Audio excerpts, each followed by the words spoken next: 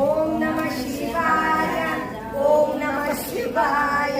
ओम नमः शिवाय ओम नमः शिवाय ओम नमः शिवाय ओम नमः शिवाय ओम नमः शिवाय ओम नमः शिवाय ओम नमः शिवाय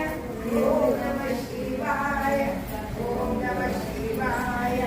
ओम नमः शिवाय